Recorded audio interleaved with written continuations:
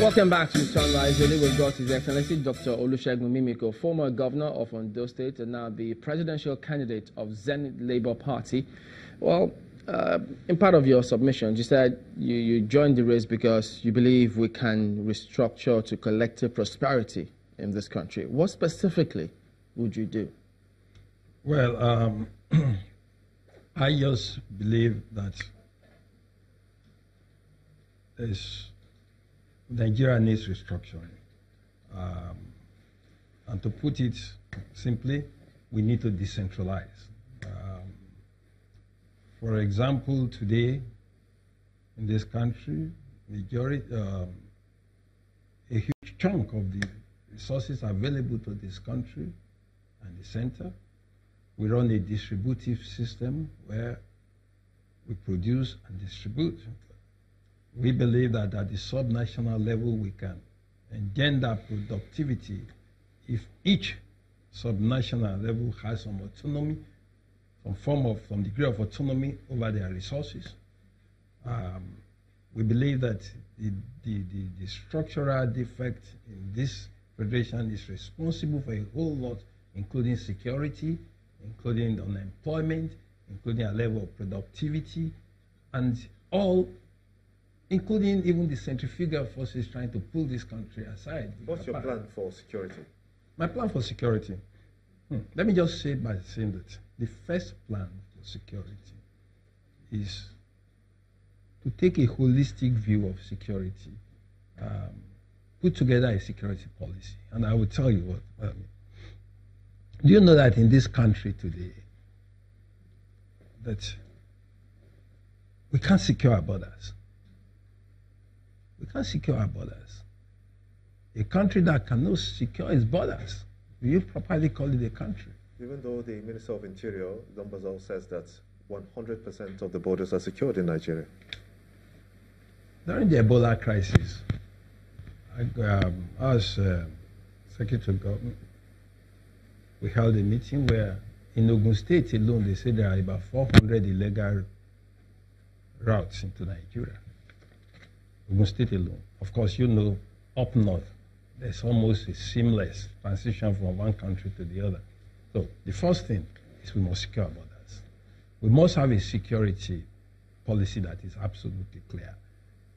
For example, if we had a security policy, we must know that our security risks must be we must have a register of our security risks.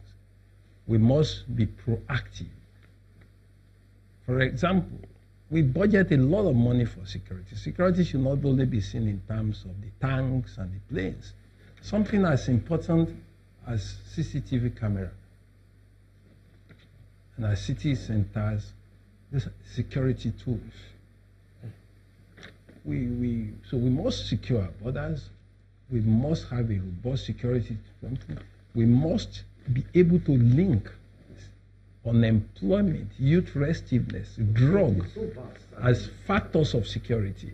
If we don't have this holistic view of security, and we talk about security only in terms of more helicopters, we talk of more remuneration, we won't get it right. Okay, Mimiko, there's no time, so if we can keep it short and sharp and hit the nail on the head as quickly as possible. You've talked about human capital development. Sure. You've talked about creating jobs. We've talked about security now. But let's take a step back to that human capital development and look at issues of remuneration is part of it, welfare. So real quick, how many jobs would you be able to create in your first year? You say 3 million.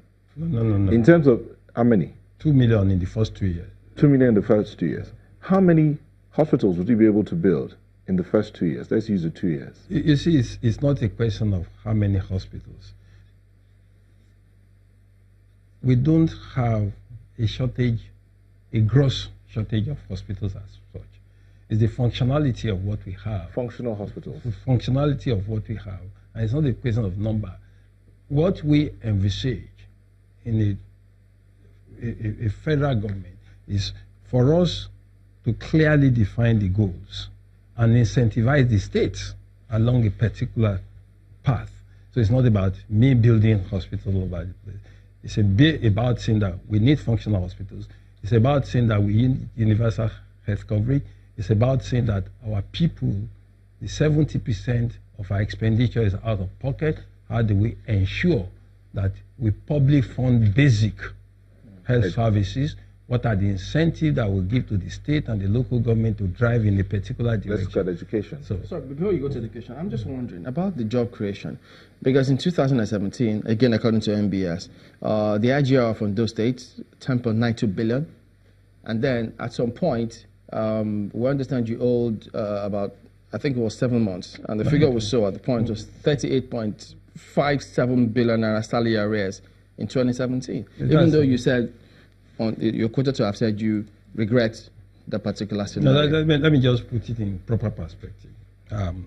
Every state, virtually every state was owing, so not peculiar to those states. So can you create jobs if you had that challenge? Why not?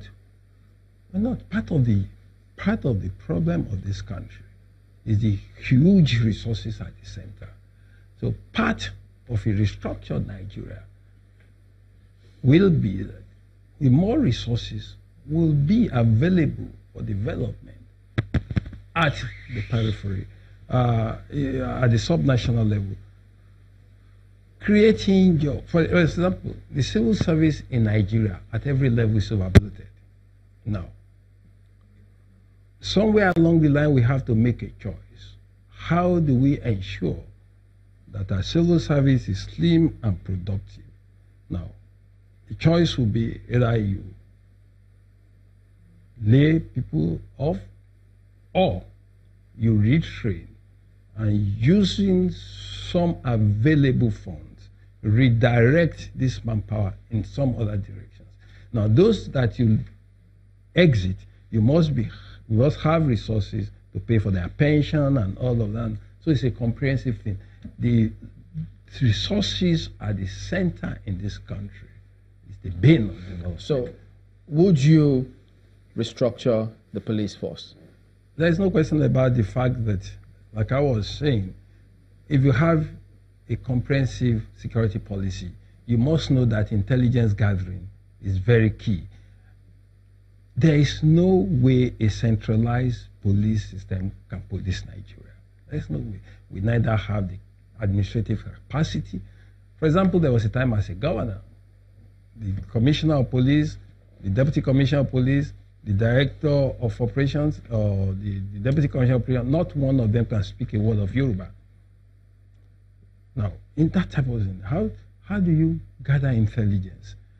How, as chief security officer in the state, you can't give any order to commissioner of police. It takes his order from the IG. But we understand that the Constitution provides for a police council, chaired by the president, the IG, the governors. But has that meeting ever held? No governor, we don't remember anyone calling for any meeting. Did you when you were governor? See, when we talk about a nebulous, like police council, it doesn't really mean much.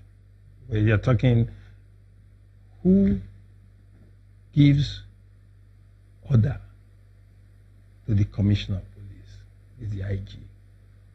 Who appoints the inspector general of police is the president. Are you going to change that? Of course, yes. In a restructured Nigeria, where state police is sine qua non, for us to be able to secure Nigeria properly, to be able to gather good intelligence, to be able to leverage on administrative capacity of small units, we just have to. Do you think we're running the right kind of educational policy? Education policy. Now, education. I believe that we must democratize access to education. The more people that we have in loop, the better. Number two, we must look at our curriculum.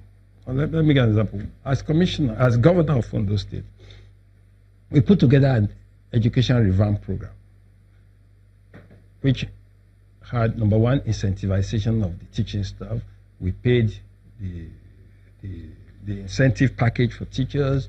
We made sure that promotions were at when due. We paid the leave bonuses and all of that. We incentivized them, gave them good work environment. We ensured that we improved on infrastructure. Then we talked about ICT in schools. We started building new generation schools that will produce competitive products, globally competitive products. But we also ensure that vocational education was given a pride of place. As a matter of fact, we also set up a vocational center in our polytechnic where we train young kids in electrical appliances, something as simple as laying of tires, plumbing work, and all of that. And we think that the totality of all of this is that we must direct the education to serve the market.